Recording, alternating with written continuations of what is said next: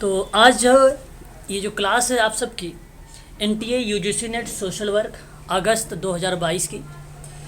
और हम लोग यहाँ आज जो चर्चा करने वाले हैं ये 5 दिसंबर 2021 में सोशल वर्क द्वितीय प्रश्न पत्र, ये कुछ महत्वपूर्ण प्रश्नों पर हम लोग चर्चा पर चर्चा करेंगे जो 5 दिसंबर 2021 को आया था पेपर, और ये सोशल वर्क का है।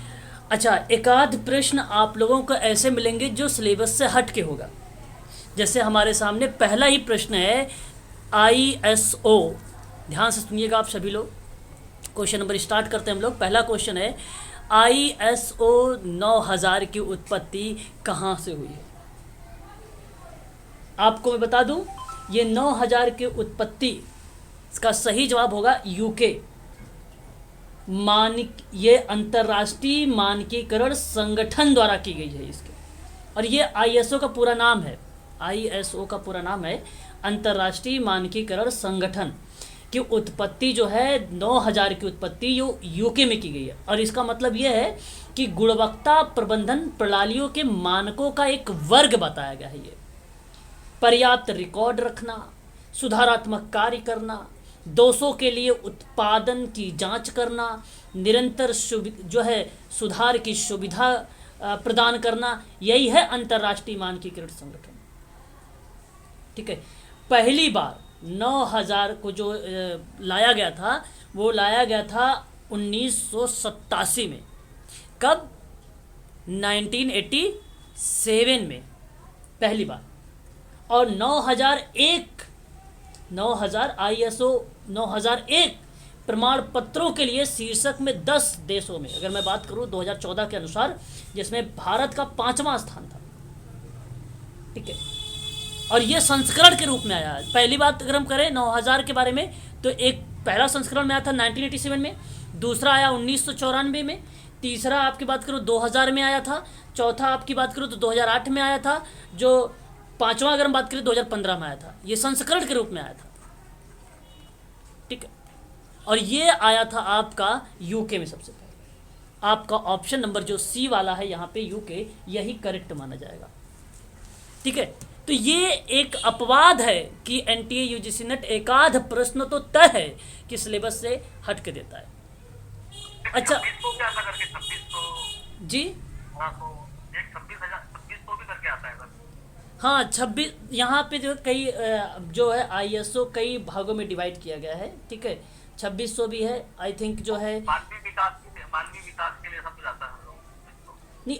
ये ऑलरेडी अगर हम बात करें, ठीक है, अंतर्राष्ट्रीय मानकीकृत संगठन, और ये आपका जो है ना क्या आप क्या बोल रहे थे, मैं देखो भूल गया। 2600 1800 ऐसे करके पूछते हैं किसके लिए है, तो उसमें दिया रहता है। संस्करण की बात करते हैं कि वो अलग अलग संस्करण हैं, कोई भी पूछ लेते हैं कि ये किसके परिप्रेक्ष्य में है। नहीं, ऐसा कुछ नहीं। अब अभी देखो, मेरी बात आप समझे नहीं। मैंने आपसे एक चीज बोला कि अच्छा, नहीं, मैं आपसे ये कह रहा हूँ, मेरी बात सुन लीजिए एक बार आप सभी लोग। मैं आपसे ये कह रहा हूँ कि ये एक प्रश्न यूनिक है, इससे संबंध में और ऐसी थोड़ी ना कि अगली बार नेक्स्ट कोई क्वेश्चन देगा आपको। लेकिन हाँ, आपका यहाँ पे पूछना ये जायज़ था कि आपने सही पूछा कि एक आपका 2600 बताया आपने, 1800, हाँ, और एक 3600, एक 3600, और एक 9000।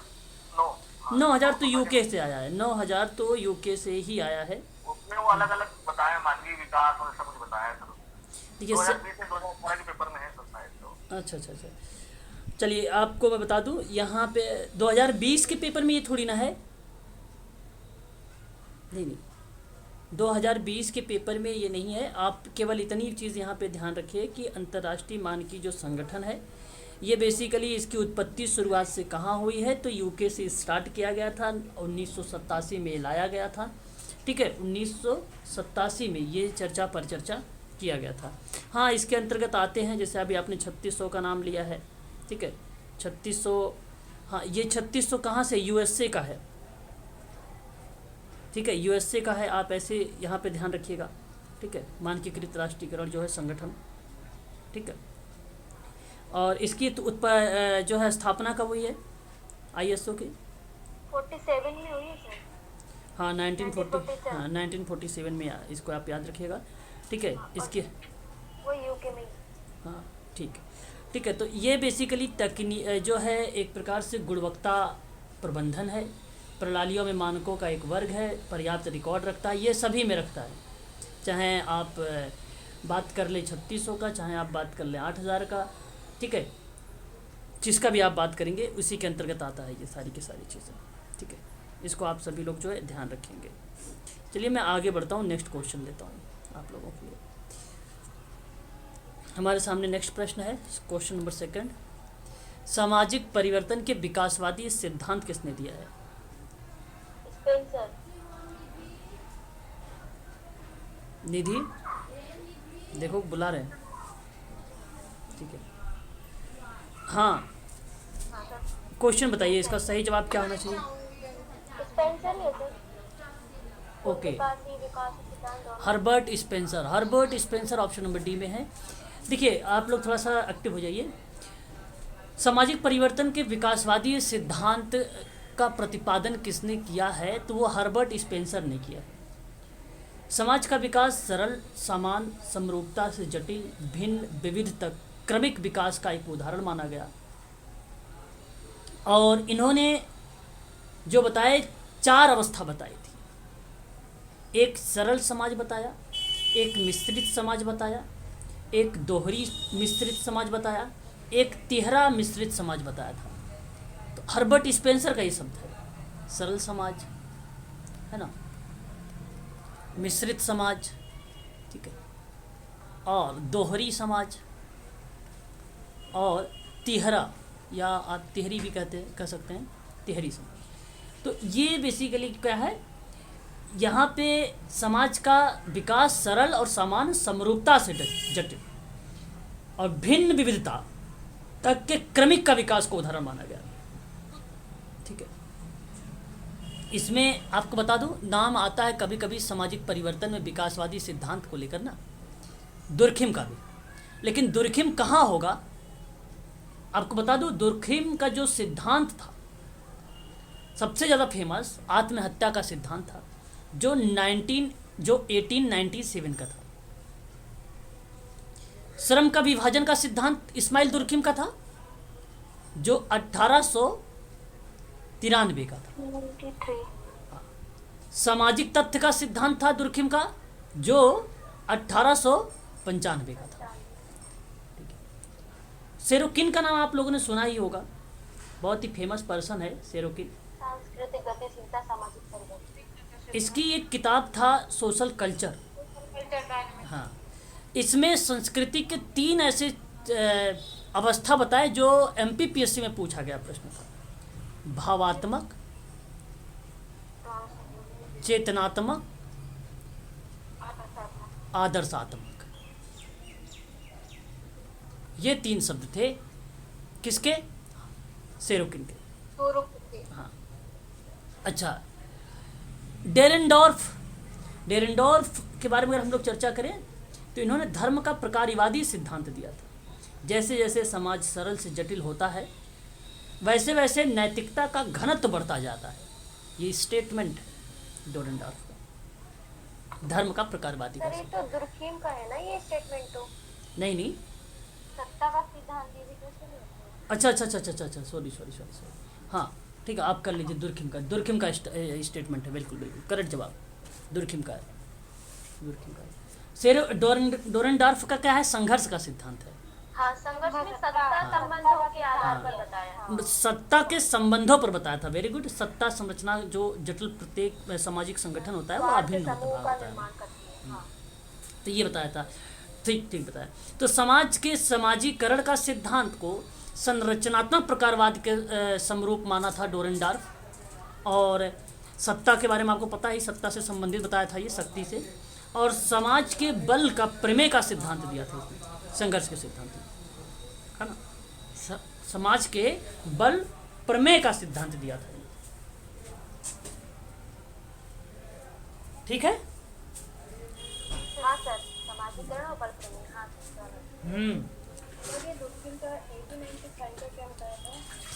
1895 में आप लिख लीजिए सामाजिक तथ्य का सिद्धांत। ठीक है, चलिए क्वेश्चन नंबर नेक्स्ट बढ़िए। देखिए, ग्रुप डायनेमिक्स शब्द का प्रतिपादन किसने किया था? अब सबके कर्ट लेविन। हमने सारे के सभी के बारे में बात कर रखा है। कर्ट लेविन, कर्ट लेविन यानी अच्छा 1940। अच्छा एक बात ध्यान रखिएगा आप लोग, देखिए यहाँ पे लिखा हुआ आंसर गिवन, इस पे मत जाइएगा आप सभी लोग, ठीक है भाई, इस पे मत जाइएगा। तो कर्ट लेविन ने सन 1940 में क्या दिया था? फील्ड थ्योरी, उपागम से उपागम, परिहार से परिहार, परिहार उपागम, ऐसे द्वंद्व होते हैं, संघर्ष होता है ग्रुप डायनेमिक में। समूह गतिकी किसी एक समूह या विभिन्न समूहों के व्यवहार और उससे संबंधित मनोविज्ञान प्रक्रियाओं को समूह गतिकी ही कहा जाता है। फिर से रिपीट कर देता हूँ कि किसी एक ही समूह या विभिन्न समूह के व्यवहार या उनसे संबंधित मनोविज्ञान प्रक्रियाओं का समूह ही गतिकीय समूह कहा जाता है ना। तो याद रखिएगा आप लोग इसके बारे में। अच्छा, इस्माइल दुर्खिम के बारे में अभी मैंने बताया है, बार बार क्या बोलूँ, वही स्टेटमेंट आता है आपका। विलियम उंट, थोड़ा सा एक नया नाम मिला आपको अभी। तो विलियम उंट जो है आधुनिक मनोविज्ञान के जनक कहे जाते हैं, प्रायोगिक मनोविज्ञान के जनक कहे जाते हैं विलियम उंट। विलियम उंट जो है प्रथम प्रयोगशाला लिप्जिंग विश्वविद्यालय में स्थापित किया था सन 1879 में। लिप्जिंग विश्वविद्यालय पूछा भी गया एग्जाम में। इसका अगर कोई बुक फेमस वगैरह रही है तो एक किताब रही थी 1911 में, मनोविज्ञान का परिचय, सबसे पहली किताब थी इसकी, परिचय, है ना।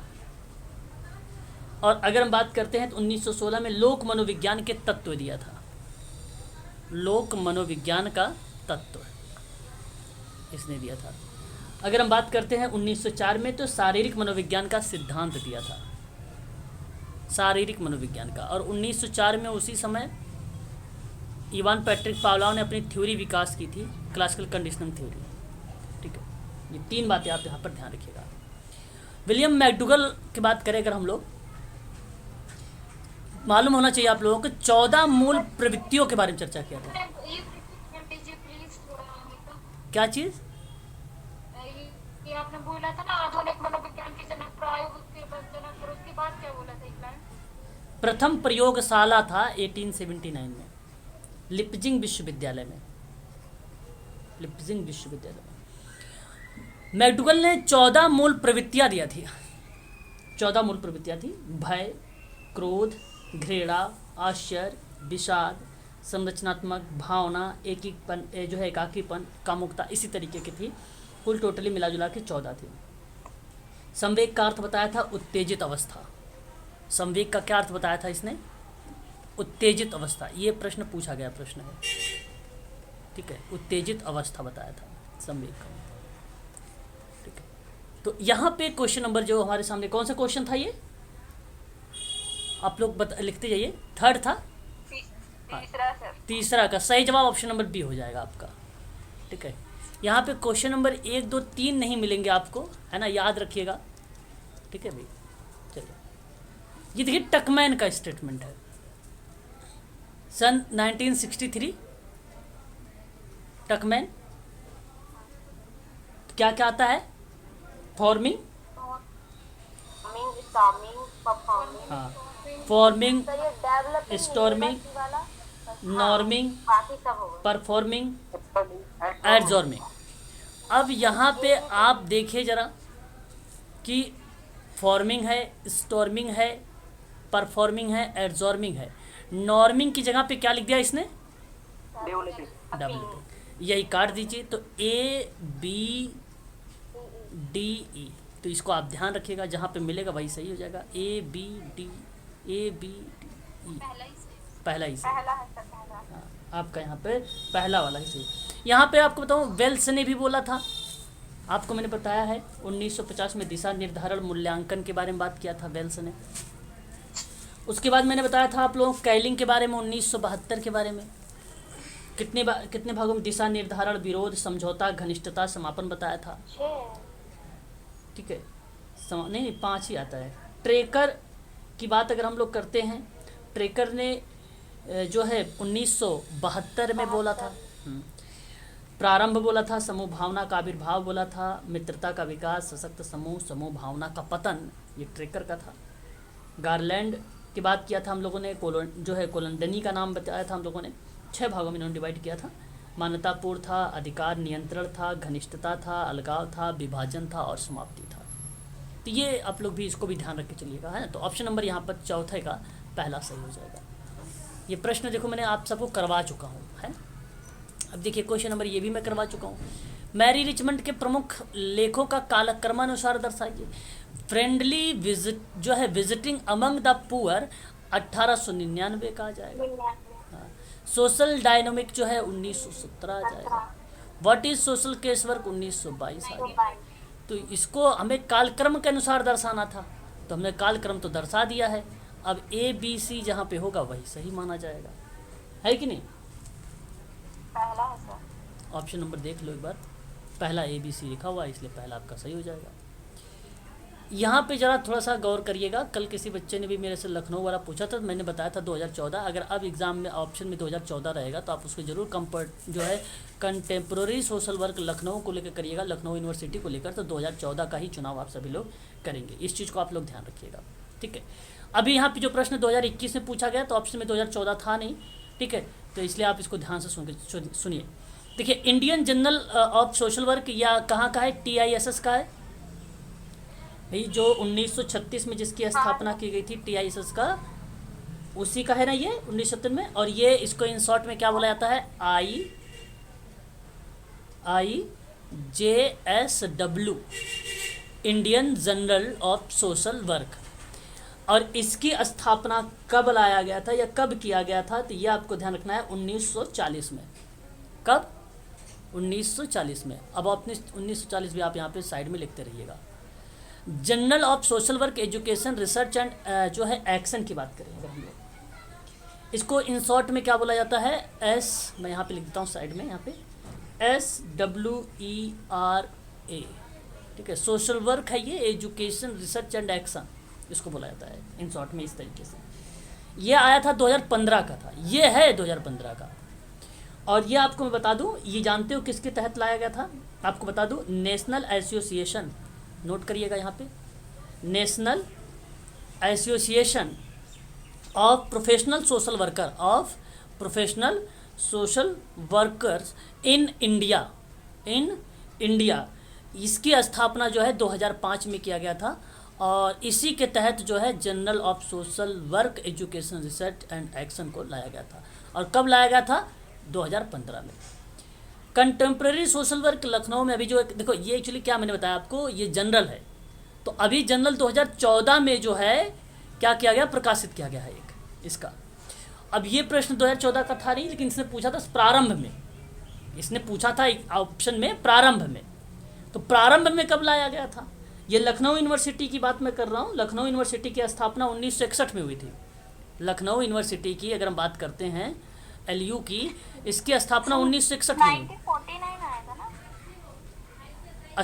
अरे वो आप लखनऊ सोशल वर्क की बात कर रहे हैं, समाज कार्य की। मैं लखनऊ यूनिवर्सिटी की बात कर रहा हूँ, मैं समाज कार्य थोड़ी ना जोड़ रहा हूँ उसमें, मैं यूनिवर्सिटी को जोड़ रहा हूँ। बात को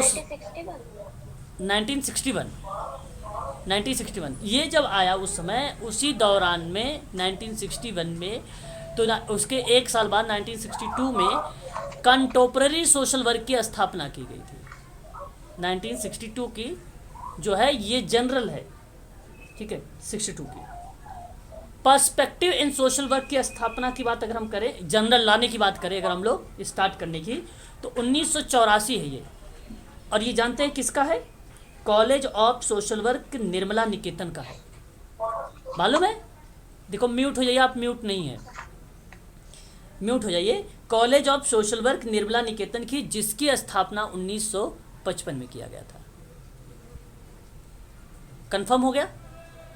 अब मुझे इसका ऑप्शन मिला के बताइए कौन सा सही जा रहा है। डी तो ऑप्शन दिखाई भी नहीं दे रहा है। अच्छा, आपने देख लिया होगा ABC नहीं है तो D ही होगा। ओके, चलो बहुत बढ़िया। तो यहाँ पे अगर बात करें, एक का जो है 4 मिला है आपको, ठीक है, दूसरे का तीसरा हो जाएगा, तीसरे का, ठीक, ऑप्शन नंबर आपका D करेक्ट हो जाएगा, ठीक है, याद रखिएगा, ठीक है, यहाँ पर आपका सही हो जाएगा ये D वाला। आगे बढ़िए, क्वेश्चन नंबर नेक्स्ट लीजिए। क्वेश्चन नंबर नेक्स्ट हमारे सामने कौन से नंबर का प्रश्न है ये, आप लोग बताइए, बताते भी रहिए। 7 नंबर का, हाँ 7 नंबर के क्वेश्चन की अगर हम बात करते हैं, यहाँ पर हमारे सामने है, और ये आपसे कह रहा है राष्ट्रीय खाद्य सुरक्षा अधिनियम। राष्ट्रीय खाद्य सुरक्षा अधिनियम 2013 का है, जो 10 सितंबर 2013 को अधिसूचित किया गया था। बेसिकली मैं आपको इसका उद्देश्य बताता हूँ। एक गरिमापूर्ण जीवन जीने के लोगों को, ठीक है, और वाहनीय मूल्यों पर अच्छी गुणवत्ता के खाद्यान्न की पर्याप्त मात्रा में उपलब्ध कराने की बात करता है ये। और मैं आपको बता दूं, ये सभी के लिए नहीं है। राष्ट्रीय खाद्य सुरक्षा अधिनियम, इस बात को तो आप सभी लोग ध्यान भी रखिएगा, ये सभी के लिए थोड़ी ना होता है ये। हाँ, अगर हम इसकी बात करेंगे तो ये जो कवर करेगा वो लक्षित सार्वजनिक वितरण प्रणाली के तहत, मेरी बात को बहुत ध्यान सुनिएगा, उसके तहत रियायती दर पर खाद्यान्न प्राप्त करने के लिए ग्रामीण आबादी का 75% और शहरी आबादी का 50% लक्ष्य रखता है सार्वजनिक वितरण प्रणाली पर। यह उनका कवर करने की कोशिश करता है। समग्र तौर पर अगर हम बात करें, देश की कुल आबादी 67% हिस्से का कवर करता है। तो आप जरा मुझे बताइए, तो जब ये 67% को कवर कर रहा है तो पूरा कहाँ किया? इसलिए मैं आपसे कह रहा हूँ ना कि ये पूरे को कवर नहीं करता है, सभी के लिए नहीं होता ये। मेरी बात समझ रहे, मैं कहाँ से बात करना चाह रहा हूँ आप लोगों से? नहीं समझ में आ रहा? देखो, यहाँ पे अंत्योदय अन्न जो है एक योजना था, इसको कवर किया इसने। राज्य सरकार के अकॉर्डिंग जो लक्ष्य सार्वजनिक वितरण था, उसके तहत किया गया प्राथमिक कार्य किया इसने। प्रावधान इसने 14 वर्ष तक के बच्चों के लिए भोजन की भी प्रावधान इसने किया। खाद्यान्न और भोजन की आपूर्ति के लिए स्थिति में भी लाभार्थियों को खाद्य सुरक्षा भत्ता देने की भी बात इसने किया। गर्भवती महिला और स्तनपान कराने वाली माताओं को गर्भावस्था के दौरान बच्चे के जन्म से या जन्म के 6 माह बाद भोजन के अलावा कम से कम 6,000 रुपये का मातृत्व लाभ प्रदान करने का प्रावधान यही राष्ट्रीय खाद्यान्न सुरक्षा अधिनियम करा है। चुनौतियों को भी इसने एक्सेप्ट किया है। जैसे कोविड की बात कर ले, कोरोना वायरस महामारी के दौरान कवरेज की अनुपात में कमी करना और समाज के गरीब वर्गों पर दोहरा बोझ यानी बेरोजगारी और खाद्य असुरक्षा, ऐसी भी इसके सामने चुनौतियां मिली थी, उस पर भी इसने काम किया। अब ये जब मैंने बोला आपसे, तो आप मुझे बताइए, साफ शब्दों में मैंने शुरुआत में एक लाइन बोला था, लक्षित सार्वजनिक वितरण प्रणाली, तो बताइए इसमें कौन सा है? सी। क्या आपने बोला है? फिर से बोलिए। TP टोटल, यहाँ पे जो है आप ध्यान रखिएगा, बिल्कुल बिल्कुल बिल्कुल, यही आपका सही होगा।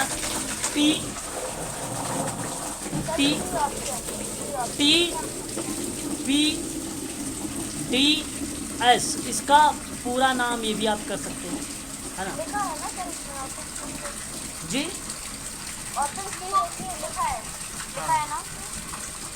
Target public distribution system. हाँ हाँ, अच्छा, टारगेट मैं टोटल लगा लिया। इंग्लिश में हाँ, यहाँ पे देखिए C वाले, ऑप्शन नंबर आपका C सही रहेगा। याद रहेगा ये प्रश्न, या समझ में आ गया? अच्छा, ये जो कवर करता है समग्र तौर पर देश की कुल आबादी 67% कवर करता है, राष्ट्रीय खाद्य सुरक्षा अधिनियम, ये भी आपको याद रखना है, राष्ट्रीय सुरक्षा खाद्य अधिनियम। ऑप्शन नंबर आपका C सही रहेगा, ऑप्शन नंबर C। अंत्योदय योजना इसी के तहत भी है, ये भी ध्यान रखिएगा। अब ये प्रश्न कल किसी ने पूछा भी था कि संस्था में एक प्रबंधन के द्वारा समाधान के तरीके को व्यवस्थित जरा करिए। भाई, आपने नाम सुना है वैकल्पिक? मैडम नहीं। ओके, वैकल्पिक आपने सुना है ADR? अल्टरनेटिव वैकल्पिक विवाद, हाँ, वैकल्पिक विवाद पे बात करने वाली अगर हम बात करते हैं वहाँ पे ऐसी कंडीशन पर, तो पहला आता है विवाचन। और विवाचन जो है आपको रिप्रेजेंट करेगा। विवाचन के बाद ही अगर हम बात करें तो समझौता। विवाचन एक प्रकार का वार्तालाप होता है, मैंने शुरुआत में बताया था, जिसको मैंने एक नाम दिया था सामूहिक सौदेबाजी। सामूहिक सौदेबाजी। तो यहाँ अगर हम चर्चा करेंगे तो पहला आपका ये पॉइंट तो सही हो जाएगा, सांधी वार्ता पहले नंबर पर, सी। फिर मैंने आप लोगों से क्या बताया था, समझौता। उसके बाद मैंने आपसे क्या बोला था, नहीं समझौता। यहाँ पे देखिए ना क्या होता है, समझौता। समझौता उसके बाद आपका समझौता एक ऐसी प्रक्रिया है जहाँ पे तीसरी पार्टी विवाद में फंसी पार्टी के समझौते से अपना विवाद हल निकालने की बात करेगा। अब इन्होंने अब स्वयं कर रहे थे संधिकर्ता में, लेकिन नहीं हुआ मित्रता, तो फिर समझौता आ गया। फिर आ गया समझौता, हाँ, थर्ड पर्सन का। फिर उसके बाद अगर हम बात करेंगे तो यहाँ पे उसके बाद आता है मध्यस्थता। मध्यस्थता, लेकिन मध्यस्थता नहीं है, ठीक है, मध्यस्थता नहीं है। फिर उसके बाद पंच निर्णयन। निर्णयन, पंच निर्णयन, है ना, बोलिए। पंच निर्णयन। और पंच निर्णयन के बाद आपका आ जाता है अधिनिर्णयन। अधिनिर्णयन अल्टरनेट में भी बीच बचाव समझौते के बाद आ जाता है, जिसे पंच निर्णयन में ही बीच बचाव कह देते हैं। मुकदमे के अगर हम बात करेंगे निपटारा या मध्यस्थता की बात हो जाती है। लोक अदालत भी आता है, फिर विवाचन की मध्यस्थता आता है। फिर उसके बाद अगर आपको एक शब्द बता दूं, मेंडोला। मेंडोला का नाम सुना? मेंडोला एक टेक्निक है,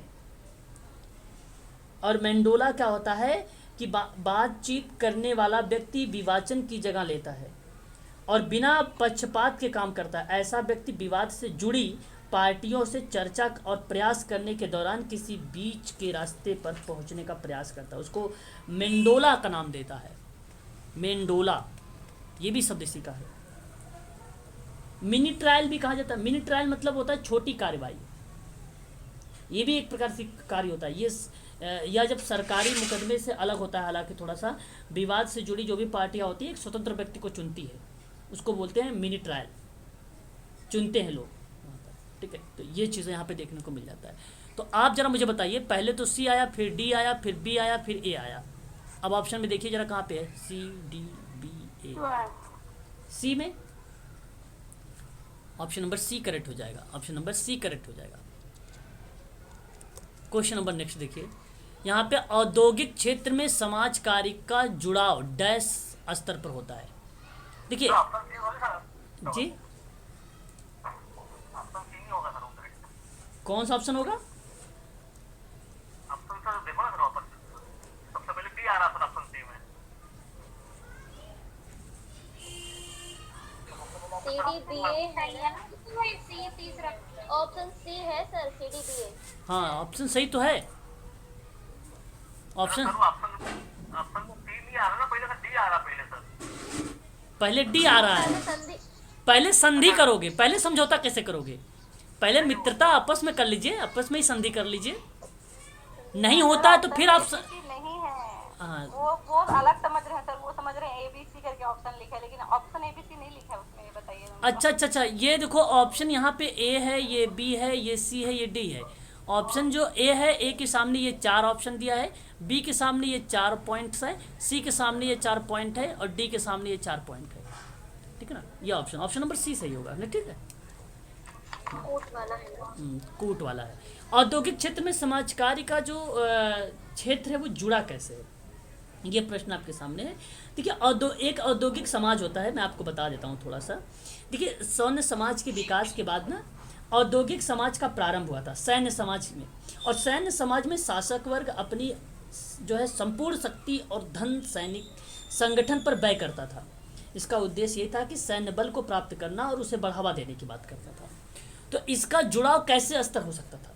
ऐसे लेवल पर अगर हम बात करते थे तो उस समय तो वहाँ पे अगर हम चर्चा करेंगे तो एक स्वैच्छिक सहयोग की बात होती है, एक व्यक्तियों में व्यक्तिगत अधिकारों को दृढ़ता मानने की बात होती है, सरकार के राजनीतिक नियंत्रण से अधिक क्षेत्र को अलग रखने की बात करता है ये। तो ऐसे में स्पेंसर जी का यहाँ पर मानना भी था औद्योगिक क्षेत्र को लेकर, समाज कार्य को, जुड़ाव को लेकर, तो वो बेसिकली माइक्रो मैक्रो के लेवल पर था। तो यहाँ पे अगर हम बात करेंगे, देखिए ऑप्शन नंबर जो सी है आपका, बृहद और लघु की बात करना, यहाँ पर ध्यान रखिए कि जो औद्योगिक क्षेत्र है, औद्योगिक क्षेत्र में समाज कार्य का जो जुड़ाव है वो व्यापक भी है और छोटा भी है, बड़ा भी है और व्यापक, यानी अगर हम बात करें बड़े स्तर पर भी है और छोटे स्तर पर भी है, सबसे छोटे स्तर पर भी है। तो औद्योगिक क्षेत्र में समाज कार्य का जुड़ाव इस तरीके से है। और याद रखिएगा ये फैक्ट पर आधारित है, कहीं औपचारिक और औपचारिकता नहीं, तो कोई नियम वगैरह नहीं है कि इस तरीके से उसमें फॉलो किया जाए।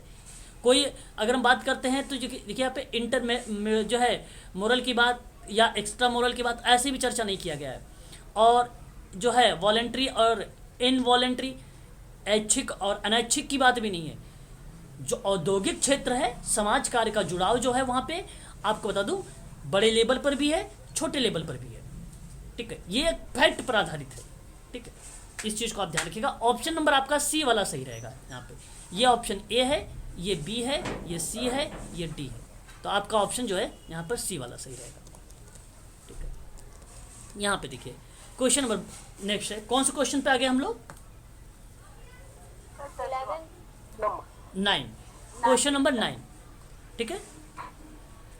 ध्यान से देखिए, यहाँ प्रश्न है कि भारत में सबसे चाइल्ड लाइन, आप लोग लिख नहीं रहे हो ना कॉपी पर? सर 10 नंबर का क्वेश्चन है सर ये 10 होगा सर। अच्छा 10 नंबर का। हाँ, ये अगर हम 10 पे बात करते हैं तो भारत में किसने चाइल्ड लाइन कार्यक्रम की शुरुआत और उसकी स्थापना की? जीरो बिल्लो मोरिया। आपको यहाँ पे मैं 2-3 बातें बताऊंगा, केवल इसी के संबंध में आप याद रखिएगा। आपको बता दूं चाइल्ड लाइन सेवा है 1098, ये भी प्रश्न आता है चाइल्ड लाइन सेवा को लेकर। दूसरी बात, इसकी स्थापना कब की गई थी? 1990 के दशक में, 1990 के दशक में। इसके संस्थापक कौन रहे हैं? जीरो बिल्लो मोरिया रहे हैं। बता दूं भारत में सड़क पर रहने वाले बच्चों के साथ काम करना शुरू किया और देखा कि अधिक संसाधन तक पहुंच की जो आवश्यकता है वो इन बच्चों के लिए, तो इसीलिए चाइल्ड लाइन एक कार्यक्रम स्टार्ट किया गया 1990 के समय में, और यह कार्यक्रम जीरो बिल्लो मोरिया के द्वारा चलाया गया था। तो ऑप्शन नंबर आपका यहाँ पे बी सही रहेगा। तो यहाँ पे जरा देखिए, जो ईयर है ये हाँ। ये 1996 दिखाता है विकिपीडिया में।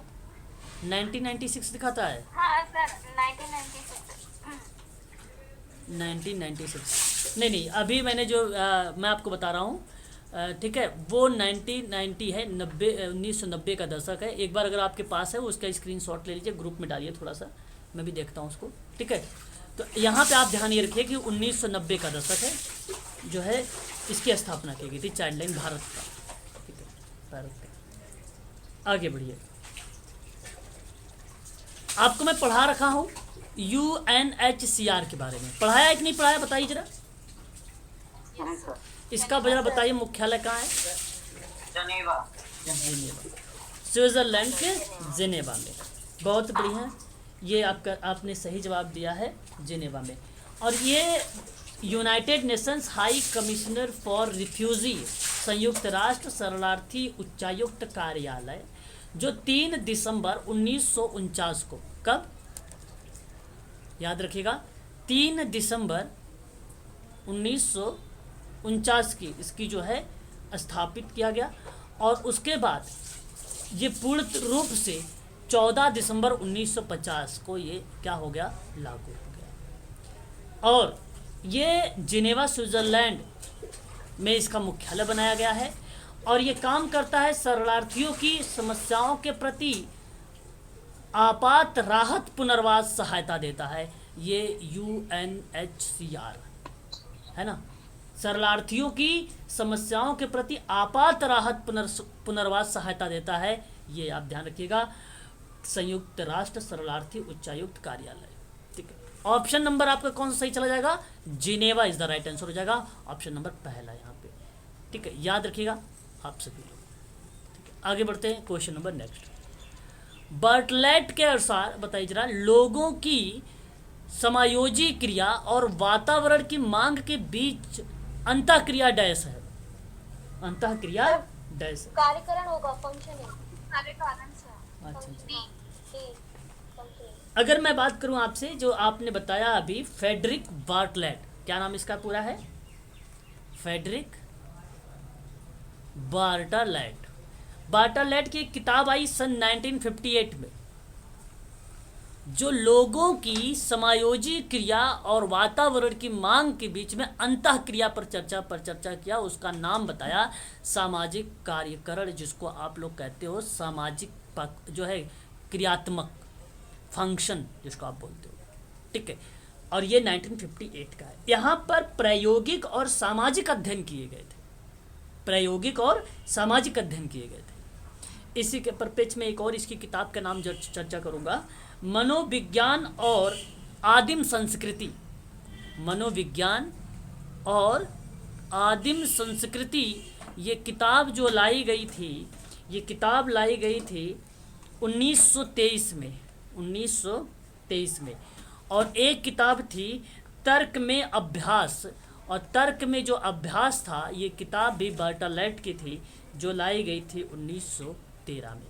तो ये 3 फैक्ट आपको मिले हैं, इसको भी आप लोग जो है ध्यान रखिएगा। यहाँ पे जो सामाजिक समायोजन की बात नहीं है, ठीक है, ये बार्टलेट की किताबों के, देखो अब प्रश्न में अगर कोई अलग ऑप्शन होता, दुर्खिम वगैरह का होता, जिन प्याजे वगैरह होता है, तो हम लोग इधर चलते। ठीक है, कल्चर वगैरह की बात होती तो फिर सामाजिक संगठनता पे चलते हैं, स्वयं शक्ति पे चलते हैं, लेकिन प्रश्न में केवल बार्टलेट पूछा है, तो बार्टलेट के अनुसार चलिए आप। केवल फेडरिक बार्टलेट केवल यही बात करता है सामाजिक कार्यात्मकता में, और ये बात है आपकी बता दो, अगर हम प्रायोगिक और सामाजिक अध्ययन 1958 की। ठीक है, आपका ऑप्शन नंबर डी सही रहेगा यहाँ पे, बार्टलेट। बार्टलेट। ठीक है, क्वेश्चन नंबर कौन सा आ गया आपके सामने? 13। क्वेश्चन नंबर 13 की बात करेंगे, सूची 1 सूची 2। देखिए, social work and empowering profession, आपको बता दूं ये 1992 में लाया गया था। Social work and empowering professional 1992 में बी डुवाइस एवं के मिलने के द्वारा लाया गया था। ऑप्शन में यहाँ पे देखिए 1 का 4 मैच हो रहा है आपका, इसके द्वारा लाया गया था 1992 में। Social work theory and practice for changing profession की अगर हम बात करें, ये किताब 2004 में लाई गई लीना डेनिनेल्ली के अकॉर्डिंग, 2004 में इसके अनुसार। और द फ्यूचर ऑफ सोशल, पता है ऑफ सोशल वर्क, ये इसको जानते हो 7 पिलर के नाम से जाना जाता है। समाज कार्य 7 पिलर, 7 पिलर के नाम से जाना जाता है। और जो विधिया मेथड्स टेक्निक वगैरह होती है, उसी को इसमें मेंशन किया गया। केस वर्क, ग्रुप वर्क 6, तो ये आपको पता है, ये पता है, एक टेक्निक को यहाँ पे इन्वॉल्व किया था, तो इसको समाज कार्य का 7 पिलर के नाम से भी जाना गया। तो मैं आपसे कहूँगा, ये किताब अगर याद रखना है आप लोगों को, 2012 में लाया गया था, ब्रिजमोहन का। 2012 में ब्रिजमोहन का था ये। किसका था? ब्रिजमोहन का। ब्रिजमोहन की किताब poverty of culture social policy भी थी। Poverty of culture social policy भी थी, जो 2011 में लाया गया था। किसकी थी किताब ये? ब्रिजमोहन की थी। ये भी सोशल वर्क के लिए इम्पोर्टेंट है। इसे क्या पता है? Poverty of culture social policy 2011 में। The politics of social work, the politics of social work, ये जो किताब लाई गई थी, ये किताब लाई गई थी 2001 में। और ये किताब किसकी थी? फ्रेड पावेल की थी। फ्रेड पावेल की थी, याद रखिएगा, 2001 में। अब आप मैच करिए फटाफट, कौन सा ऑप्शन जा रहा है अभी? अच्छा, ऑप्शन नहीं दिख रहा होगा ना? ऑप्शन डी है सर इसका। D sir. एक मिनट मैं आपको बता देता हूँ यहाँ पे, एक मिनट देख लेते। पहले का आपका 4 हो जाएगा, बी का आपका जो हो जाएगा 1 हो जाएगा, सी का आपका क्या हो जाएगा 2 हो जाएगा, और डी का आपका क्या हो जाएगा 3rd हो जाएगा। तो 4 1 2 3, 4 1 2 4 1 2 3, ये तो रहा ऑप्शन नंबर डी। 4 1 2 3, यही ना है, बोलिए। हाँ तो डी सही है, डी सही हो जाएगा। अब देखिए यहाँ बेसिकली स्टेटमेंट पूछा गया प्रश्न है, स्टेटमेंट। देखिए व्यावसायिक समाज कार्य जो कि भारत में विकसित हुआ है प्राचीन विरासत का एक रोपण है, और यह एक स्वतंत्र प्रत्यारोपण नहीं, इसने निसंदेश अन्य देशों से बहुत ही ज़्यादा स्वीकृति और अंगीकृत किया है, लेकिन इसका अपना एक शरीर और अपनी एक आत्मा है। ऐसी बात कहने वाला अगर कोई विद्वान है तो उसका नाम है पीडी कुलकर्णी। हाँ, पीडी कुलकर्णी ये बात कहा था 1979 में। अब ध्यान रखिएगा, आपको बता दूं 1979 में social policy and social development in India में कहा है। Social policy and social development in India में कहा है। किसने? कुलकर्णी महोदय ने। और AR वाडिया के बारे में अभी मैंने कल या परसों वाली क्लास में बताया था, history philosophy and field of social work in India 1968 बताया था ना। AR वाडिया भूल गए? History philosophy and field of social work in India नहीं बोला था?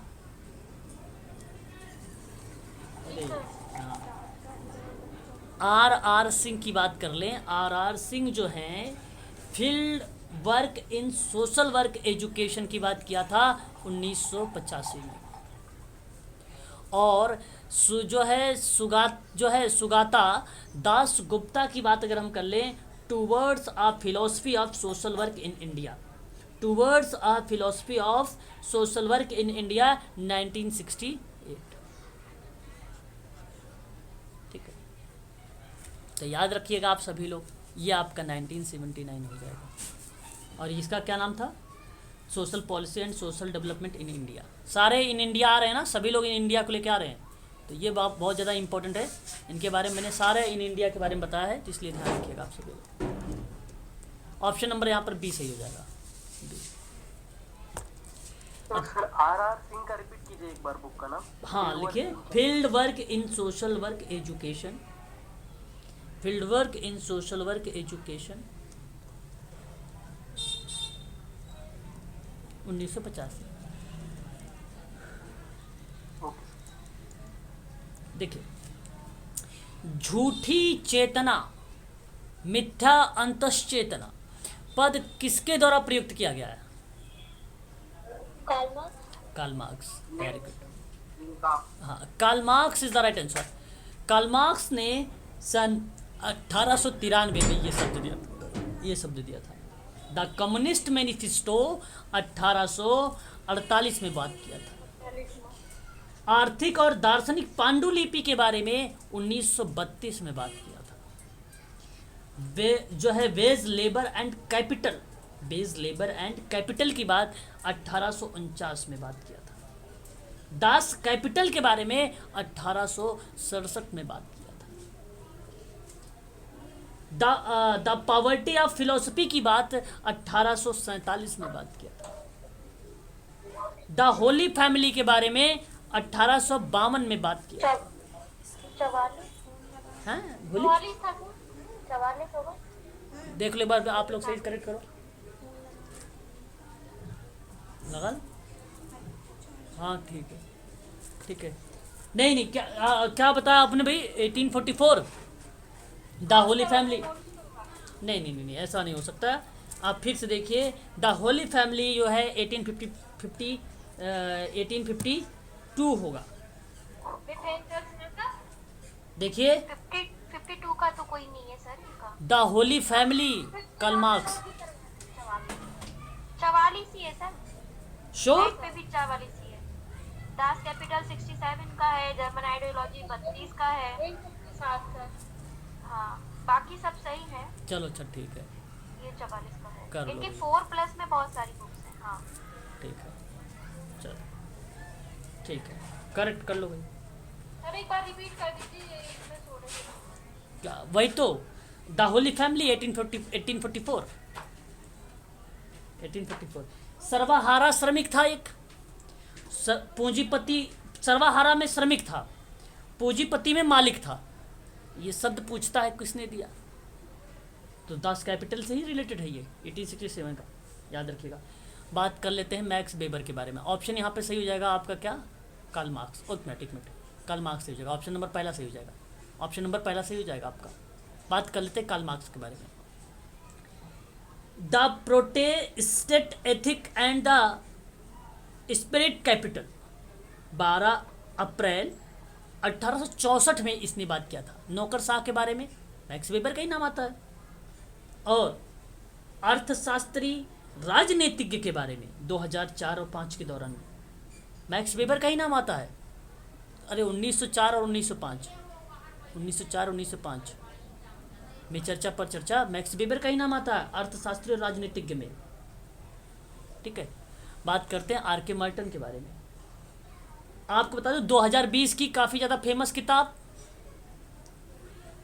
आ साउथर्न आफ्टर लाइफ, आर के मार्टन की पब्लिश की गई है। आ साउथर्न आफ्टर लाइफ, सामाजिक सिद्धांत, सामाजिक संरचना की किताब आर के मार्टन की 1949 की है। और अगर हम बात करें सामाजिक संरचना एवं एनोमी की बात, आर के मार्टन की है 1938 की। हिंसा, पैटर्न, कारण, सामाजिक नीति या सार्वजनिक नीति को रिप्रेजेंट किया 1990 में आर के मार्टन ने। तो ये 4 चीज़ें जो आर के मार्टन के लिए भी इम्पोर्टेंट है। निम्का 2020 की सब आ साउथर्न आफ्टर लाइफ 2020 की है। अकबर निमकाफ की बात अगर हम करें यहाँ पे, handbook of sociology, handbook of sociology, आप ध्यान रखिएगा सभी लोग, 1948 की है पहली। और उसके बाद सोशल चेंज एक आया अकबर का लेकर 1922 का। उसके बाद culture lag, very very most important 1912 का कल्चर लैग, जिसको बोलते हैं सांस्कृतिक विलंबना, काफ़ी ज़्यादा इंपॉर्टेंट ये शब्द है। ये 3 चीज़ें इंपॉर्टेंट है निमकाफ का। सर 22 में क्या आया? सोशल चेंज किताब आई थी 1922 में, अकबर की किताब आई थी, है ना, अकबर, हाँ सर याद है। अकबर। ठीक है, क्लियर हो गया। क्वेश्चन नंबर आगे बढ़ते हैं। इसका सही जवाब ऑप्शन नंबर बी हो जाएगा, या ऑप्शन नंबर ए हो जाएगा, बी नहीं है, ए ऑप्शन होगा। ऑप्शन नंबर ए करेक्ट हो जाएगा यहाँ पे। क्वेश्चन नंबर नेक्स्ट लीजिए, कौन सा क्वेश्चन आ गया बताइए। 16। एक समूह जो औपचारिक रूप से नियत भूमिका वाले लोगों से बना हुआ है और वो संगठन की लक्ष्य की प्राप्ति हेतु करता है, डैश कहलाता है। अब अगर किसी को संगठन की परिभाषा मालूम होगा कि बिखरी हुई शक्तियों को संगठन कहा जाता है, संघ कहा जाता है, तो आप बताइए इसमें से कौन सा संगठन है। अच्छा, फ्लैट संगठन, ज्ञानार्जन लाइन, ऑप्शन नंबर डी सही हो जाए। हाँ सर सभी संगठन ही तो है। हाँ, केवल ये बेसिकली यहाँ पे फ्लैट संगठन वगैरह कुछ नहीं भाई, यहाँ ज्ञानार्जन भी नहीं है, लाइन संगठन नहीं। ऑप्शन नंबर डी सही आपका माना जाएगा यहाँ पे। अब प्रश्न भी देख सकते हो कि वह समूह जो औपचारिक रूप से नियत भूमिका वाले समूहों से बना होता है, वे संगठन की लक्ष्य की प्राप्ति हेतु करता है, तो वो संगठन ही कहलाता है। बात सही है, ऑप्शन नंबर आपका करेक्ट हो जाएगा यहाँ पर, डी वाला, संगठन। संगठन। आगे बढ़िए। दिव्यांग व्यक्तियों के प्रति बार बार संज्ञा सूचक शब्दों का, नेम कॉलिंग का उपयोग किया जाता है, क्योंकि यह, अब देखिए बात है दिव्यांग व्यक्तियों को लेकर। मैं आपको बता दूं, शारीरिक रूप से जो सक्षम विद्यार्थी होगा उसको आधिपत्य प्रदर्शित करता है, ये सही है आपका। अपमानजनक होता है, ये भी बात ठीक है ना, स्वीकार होता है। देखो यहाँ दिव्यांग व्यक्ति के प्रति बार बार संज्ञा सूचक शब्द, जिसको नेम कॉलिंग का उपयोग किया जाता है, क्योंकि स्वीकार है इसलिए उसको हम दिव्यांग व्यक्ति कहते हैं। गलत जवाब है, ये कहना उचित नहीं है, ये कहना आपके लिए उचित नहीं है। इसको काट दीजिए कि कहना ठीक समझोगे। उत्पीड़न का साधन, देख मिनट, उत्पीड़न का साधन होता है, उत्पीड़न का साधन नहीं, ये तो मान लो स्वीकार होता है भाई, लेकिन उत्पीड़न का साधन नहीं हो सकता है ना। नहीं सर, ये सही तो लिखा है सर, स्वीकार तो नहीं कर सकते हैं, ये जो गलत बातें बोल रहे हैं उनको थोड़ी स्वीकार कर सकते हैं, पर ये उत्पीड़न तो करता है ना, उत्पीड़न का साधन है ये, उनको तकलीफ पहुंचाता है कि नहीं? क्योंकि यह उत्पीड़न का साधन होता है। ये नईम कॉलेज जो है वो उनको तो तकलीफ देता है ना, सही है। एबीडी हो जाएगा, एबीडी हो जाएगा। उत्पीड़न का साधन है कि नहीं, ये बताओ आप। अच्छा अच्छा, होगा ना, किसी को गलत बोलेंगे तो सर उसको तो बुरा लगेगा ना, वो बिल्कुल। एक्सेप्ट थोड़ी भी ना करेगा। ठीक ठीक ठीक ठीक ठीक ठीक, शाबाश, समझ गए फिर। ठीक है, ऑप्शन नंबर आपका ए बी डी, देखो कहाँ पे है ऑप्शन ए बी डी, ये नहीं है। आई में। अच्छा, पहला वाला ही सही, पहला वाला ही सही, वेरी गुड। चलो बहुत बढ़िया भाई, आगे बढ़िए। वस्तु विषय वस्तु विश्लेषण निम्नलिखित में से किसकी विधि मानी गई है? जब विश्लेषण किसकी विधि है तो भाई संग्रहण की विधि है कि विश्लेषण की है कि प्रयोग? देखो प्रयोग तो नहीं होगा भाई, प्रयोगात्मक अनुसंधान नो की नो, नहीं, गलत है, ये गलत है। प्रयोगात्मक अनुसंधान का थोड़ी ना है, ये तो डेटा आप विषय वस्तु को आप विश्लेषित कर रहे हैं, एनालिसिस कर रहे हैं, तो एनालिसिस आंकड़ों का किस, विश्लेषण सर। हाँ आंकड़ों का विश्लेषण ही होगा यहाँ पे। करेक्ट जवाब ऑप्शन नंबर पहला वाला। सर्वेक्षण विकल्प भी नहीं, सर्वे डिज़ाइन भी नहीं है।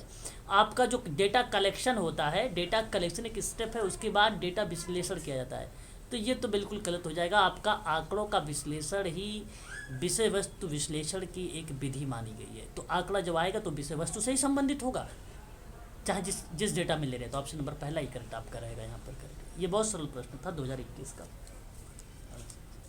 आगे बढ़िए, क्वेश्चन नंबर, अब बताइए कौन सा क्वेश्चन आया? 19। क्वेश्चन नंबर 19 की बात करें तो देखिए, मौखिक इतिहास की बात करें तो मौखिक इतिहास लोगों के ज्ञान की बात करता है। किसकी बात करेगा? लोगों की ज्ञान की बात करता है मौखिक इतिहास। सर्वेक्षण किसकी बात करता है? मात्रात्मक की बात करता है। प्रतिचयन का मतलब सैंपल होता है, तो समय के प्रतिनिधि की बात करता है।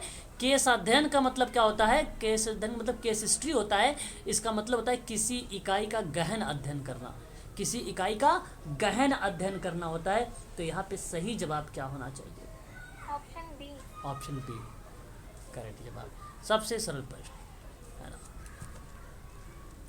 बात करिए क्वेश्चन नंबर 20 के बारे में। 20 आपके सामने कि सामाजिक क्रिया समाज कार्य की केवल एक विधि नहीं बल्कि अभिभाव दर्शन भी है। तो मैं आपको बता दूं, CSR है ये, कॉर्पोरेट सोशल रिस्पॉन्सिबिलिटी का स्टेटमेंट है CSR। जी Desai, very good, overriding philosophy, सही जवाब AS देसाई। ऑप्शन नंबर आपका पहला ही करेक्ट जवाब हो जाएगा। सामाजिक क्रिया समाज कार्य की केवल एक ही विधि नहीं है बल्कि इसका अभिभावी दर्शन है। और ये बात अगर मैं सामाजिक क्रिया की बात कर रहा हूँ, सोशल एक्शन की बात कर रहा हूँ, और ये CSR को रिप्रेजेंट करते हुए समाज कार्य में केवल एक ही विधि नहीं है, वो अभिभाव दर्शन भी है। तो ऑप्शन आपका सही हो जाएगा AS देसाई। देखो, नीति में आते हैं कुलकर्णी महोदय, सिद्दीकी आते हैं कम्युनिटी ऑर्गेनाइजेशन में, RR सिंह आते हैं सामाजिक क्रिया में, लेकिन ये आते हैं कहाँ पे? जब प्रारूप आता है। बचा परिभाषा, तो बच गया कौन? AS देसाई। बस सिंपल सी बात थी, ऑप्शन नंबर यही लग जाता आपका क्लियर। HY सिद्दीकी जो है group work theory and practice 2008 में लिखा था, मालूम है आपको? 2008 में आया था ये ग्रुप वर्क को लेकर सिद्दीकी का। और बाकी इसने सामाजिक विकास के भारतीय महाद्वीप बताए हैं। और बताओ कौन कौन से? भारत, पाक, बांग्लादेश। भारत, पाक, बांग्लादेश, ये किताब है इसकी। देश सिद्दीकी सर कम्युनिटी वर्क में भी आएंगे क्या? सिद्दीकी बिल्कुल, उसने प्रारूप दिया है कम्युनिटी वर्क जो है ऑर्गेनाइजेशन का। हाँ, 2008 में आपको बता दूं, social group theory and practice 2008 में सिद्दीकी ने लिखा। सामाजिक विकास में भारतीय महाद्वीप, सामाजिक विकास में सोशल डेवलपमेंट में जो है इंडियन सब कॉन्टिनेंट की बात किया था। कौन कौन से? इंडिया, पाक और बांग्लादेश। 2004 में ये किताब लाई गई थी, बुक आई गई है। सोशल वर्क ह्यूमन रिलेशन की बात 2015 में हुआ था, और ये सिद्दीकी की किताब है। बाकी कम्युनिटी ऑर्गेनाइजेशन का जो प्रारूप है वो भी आप लोग ध्यान रखिएगा सभी, उसी का है। कुलकर्णी के बारे में मैंने भी आपको पढ़ाया है। Kulkarni association of school of social work in India 1979 में चर्चा हुई थी, 1979 में, है ना। और आर सिंह के बारे में ध्यान रखिए, field work in social work education, 1985 में हुई थी आर सिंह के बारे में। और कौन बच गया? हो गया सारा। ऑप्शन नंबर आपका यही करेक्ट हो जाएगा, पहला वाला। आगे बढ़िए। राष्ट्रीय खाद्य सुरक्षा अधिनियम 2013 में प्रभावी क्रियान्वयन के लिए उक्त अधिनियम में निम्नलिखित में से किसे शामिल किया गया है? सभी के लिए खाद्य वितरण है क्या भाई? नहीं सर, जब 60 बाकी से, सब हो गए। हाँ, लक्ष्य था सर, क्योंकि पात्र की बात कर रहे हैं चारों में, केवल इसमें सभी के लिए नहीं। सभी के लिए नहीं है ये बात सत्य है ना। अभी मैंने बताया 67 के लेकर, ठीक है। अभी मैं उसकी अभी आपको पीडीएफ भेज रहा हूँ, उसमें देख लेना आप लोग इसके बारे में, ठीक है। अभी पीडीएफ भेज रहा हूँ इसकी, तो आप देख लेना, तो ये आपका सही हो जाएगा। पात्र परिवारों की पहचान करना, बिल्कुल सही है। पात्र परिवारों के राशन कार्ड जारी करना, सही है। उचित मूल्य वाले राशन की दुकान और वही चीज़ें हैं, एफपीएस के माध्यम से जो है पात्र परिवारों के खाद्य का वितरण करना, बिल्कुल सही है। उचित मूल्य वाले राशन की दुकानों और डीलरों के लाइसेंस जारी करना, उसका निगरानी करना। BCDE कहाँ पे है? Option C. ऑप्शन सी यही आपका सही हो जाएगा, ठीक है। याद रखिएगा, बहुत सरल प्रश्न था ये, क्योंकि इस पर हमने अभी चर्चा किया था। 2 प्रश्न आ गए थे इससे, देखिए 2021 में। देखिए यहाँ पर देखिए प्रश्न है, माध्य विचलन की विशेषताओं के बारे में बताना है। रिसर्च का क्वेश्चन अभी आपने पहला देखा है, दूसरा देखा है। अभी आपने एक देखा था आंकड़ा का विश्लेषण वाला ना, और ये दूसरा प्रश्न देख रहे हैं रिसर्च का। 2021 में दूसरा प्रश्न है रिसर्च का, और क्वेश्चन नंबर कौन सा ये? कौन सा? 22। अच्छा, ओके। तो यहाँ पे अगर हम बात करें माध्य विचलन की विशेषता के बारे में, निम्नलिखित में से कौन सा कथन सही है? तो आप जरा मुझे बताइए कि माध्य विचलन मानक विचलन की तुलना में चरम पदों के मान द्वारा कम प्रभावित होता है। 22 का बिल्कुल, कि जो माध्य विचलन होगा, माध्य मतलब होता है मीन डिवीजन, मीन डिवीजन जो होगा स्टैंडर्ड डिवीजन की तुलना में, कंपेयर में माध्य विचलन मानक जो स्टैंडर्ड डिवीजन है उसकी तुलना में चरम पदों के मान को कम प्रभावित करता है। बिल्कुल बात सही है, एवरेज कम प्रभावित करता है जितना स्टैंडर्ड डिवीजन करता है, ठीक है। तो ये सही जवाब है आपका, ये कहीं सही स्टेटमेंट है। माध्य विचलन के परिप्रेक्ष्य में अगर हम बात करते हैं तो माध्य विचलन और आगे बीज गणितीय उपचार में करते हैं हम प्रयोग। स्टैंडर्ड डिवीजन में अगर हम बात करते हैं मीन विचलन का, और आगे बीज गणित में उपचार नहीं किया जा सकता, किया जाता है। बिल्कुल गलत जवाब है ये, काट दीजिए इसको। समाजशास्त्रीय अध्ययन में इसका बहुत कम उपयोग होता है। समाजशास्त्री में अध्ययन होता है क्योंकि स्टैटिक्स डाला गया है, इसलिए अध्ययन होता है, इसलिए इसको काट दीजिए इसको, है ना। क्यों सोशल वर्क में दे दिया, उनको में भी है। आपको बताओ सोशोलॉजी जब आप पढ़ोगे कभी, किसी किताब उठा के पढ़ना, उसमें देखो आपको मिलेगा स्टैटिक्स, डिवीजन वगैरह मिलेगा उसमें, कार्ल पियर्सन साथ संबंध मिलेगा, सब कुछ उसमें, है ना। और डी वाला देखिए, इसी विधि में मदों के विचलन के लेते समय बीजगणित चिन्हों को ध्यान नहीं देता। हाँ, अब यहाँ पे अगर हम बात करते हैं कि यहाँ पे मानक विचलन में देखिए जरा, यहाँ पे हम अंतर निकालते हैं। देखिए यहाँ पे पूछा है कि उसकी विशेषता बताइए, तो उसकी विशेषता में माध्य विचलन की क्या होती है, हम चिन्हों को ध्यान नहीं देते, लेकिन ये बीजगणित चिन्हों के लेकर, है ना। अब यहाँ चिन्ह का मतलब क्या होता है, जैसे हमने यहाँ पे क्या किया कि 2 - 4, मेरे बात कहने का मतलब मैं एक एग्जाम्पल दे रहा हूँ, ठीक है। तो ये आगे प्लस है ना, ये आगे प्लस है, और यहाँ पे जो है प्लस और माइनस माइनस होता है, तो यहाँ पे 2 आएगा, तो माइनस में 2 होगा। क्यों? क्योंकि ये बड़ी संख्या के सामने जो है माइनस लगा, इसलिए माइनस का आगे हम चिन्ह लगा देते हैं -2। तो मेरा कहने का मतलब ये रहा कि जब हम इस तरीके से डिवीज़न वगैरह निकालते हैं, मेरे माध्य विचलन वगैरह अंकगणित में, सॉरी बीज अलजेब्रा में, बीज गणित में चिन्हों का ध्यान नहीं दिया जाता, ऐसा कहा जाता है स्टैटिक्स में। तो यहाँ पे हम उसको अंतर के नाम से जानते हैं। किस नाम से जानते हैं? अंतर। तो हम -2 नहीं कहेंगे, हम केवल 2 कहेंगे, बस अंतर 2 का है। हमने ये चिन्ह है, अगर आप बीजगणित जब लगाएंगे अलजेब्रा, तो वहाँ पे आप चिन्हों का प्रयोग करते हैं ना इस तरीके से कि भाई ये बड़ी संख्या है, इसलिए यहाँ पे माइनस लगेगा, लेकिन हम इस तरीके से उसमें नहीं, हम इसमें सीधा अंतर कर लेते हैं। भाई मान लीजिए 10, नापना होता है ना, तो हाँ। हम तो 2 का गैप देखते हैं। बस वही अंतर निकालते हैं। तो ये जैसे 10 में से 15 जाएगा नहीं तो हम सीधा बोल देंगे 5 आया है। 10 में से 15 जाएगा तो भाई मतलब 15-10 का अंतर कितना है, 5 का अंतर, हम ऐसे बोलेंगे। अब अगर सब्ट्रैक्ट करेंगे तो -5 आएगा। तो ये बीजगणितीय मेथड हो जाता है, लेकिन ऐसा हम यूज नहीं करते। ऑप्शन डी आपका सही है, पहला सही है और डी वाला सही है ना, याद रखिएगा। एडी। हाँ, ए डी ऑप्शन नंबर पहला है सही। का आंसर और बताना। जी इससे लास्ट क्वेश्चन का आंसर और बताना। आवाज़ साफ नहीं आ रही, थोड़ा सा तेज बोले। लास्ट क्वेश्चन का आंसर हाँ बताया तो डी, इससे पहले वाला क्वेश्चन ये वाला। एक मिनट, इसका सही जवाब होगा, देखिए यहाँ पे देख लीजिए एक बार आप जल्दी से, खाद्य सुरक्षा वाला है, सी करेक्ट जवाब होगा आपका, सी। ठीक है, धन्यवाद। हाँ, चलिए आगे बढ़िए। 23 निम्नलिखित में से कौन सी पुस्तक फ्रांस फेनन की है? फ्रांस फेनन की, देखिए फ्रांस फेनन की किताब का नाम बताऊं, पृथ्वी की धड़कन, रिचर्ड ऑफ द अर्थ। ए वाला है। हाँ, 1961 में आई थी ये। Black skin white mask, skin white mask. हाँ 1952 में आई थी। हाँ लूथर किंग की है। नहीं, फ्रांस फेनन की है। फ्रेंडन की है। और का जो है कॉन्सर्निंग जो है वायलेंस की बात करता है। इसका मतलब होता है कि हिंसा के विषय में जो है साम्राज्यवाद 2008 की है। एक किताब इसकी और याद रखिए, द फैक्ट ऑफ ब्लैकनेस है, ब्लैक मैन नहीं, गलत जवाब यहाँ पे। द फैक्ट ऑफ ब्लैकनेस है, वो किताब का नाम है 1952 में। तो यहाँ पे हमें क्रम नहीं लगाना था, हमें पहचानना था केवल, है ना, है कि नहीं? तो याद रखिएगा आप सभी लोग, ये सारी किताब है, ये किताब का नाम भी याद रखिए, द फैक्ट ऑफ ब्लैकनेस, ठीक है, याद रखिएगा, 1952 की।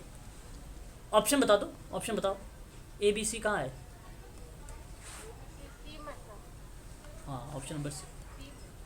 क्वेश्चन नंबर 24 बताइए। जी सर। 24 बताइए। देखिए आर के मर्टन,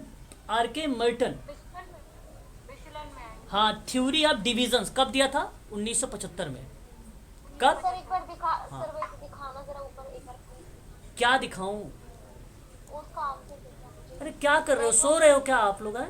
नहीं सर, फिर डी नहीं है।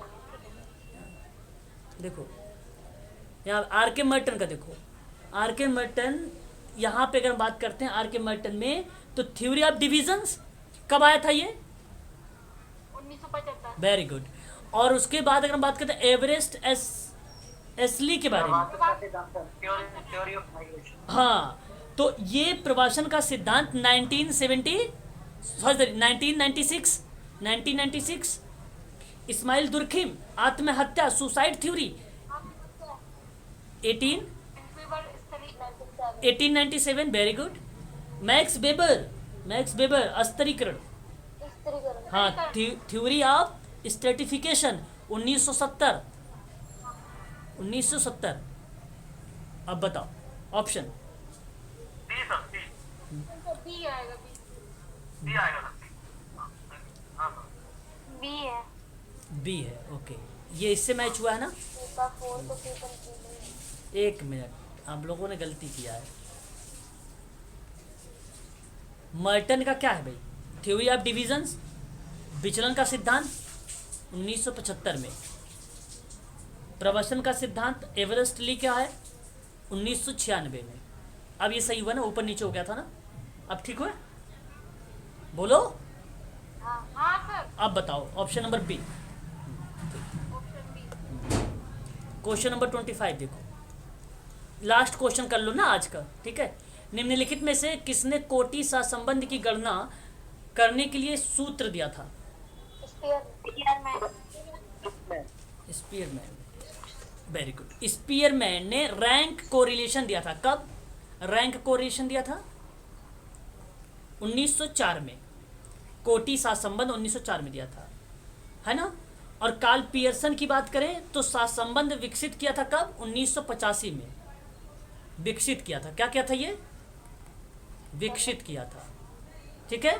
और फिर गैरेट की अगर हम बात करते हैं तो गैरेट ने संबंध और रेखीय प्रतिगमन की सांख्यिकी तकनीकी का संस्थापक माना गया। संस्थापक किसका माना गया? ये सहसंबंध का और रेखीय का प्रतिगमन, रेखीय प्रतिगमन। कब आया था ये संस्थापक, कब माना गया था गैरेट का? चलो छोड़ो इसको, मुझे भी याद नहीं आ रहा है। सर इनका पूरा नाम क्या है? सू मैरी गैरेट ऐसा कुछ है? नहीं, फ्रांसिस गैरेट है वही है, फ्रांसिस गाल्टन ही गैरेट है, ठीक है, वही है। यूल्स गैरेट की बात करें, गुणांक एसोसिएशन की ताकत और दिशा को मापता है, ये मापन दिया था ये किसका? गुणांक एसोसिएशन। लिखते रहिएगा आप सभी लोग, अभी मैं इसी तरीके का पीडीएफ आपको भेजता हूं ना। एसोसिएशन की ताकत और एक क्या था उसका? दिशा मापता है ये, और ये 1912 में दिया था, 1912 में यूल्स का जाएगा। ऑप्शन नंबर आपका सही हो जाएगा सी वाला यहाँ पे, क्वेश्चन नंबर 25 का। ठीक है, बताइए कितने क्वेश्चन आप लोगों के सही गए 25 में?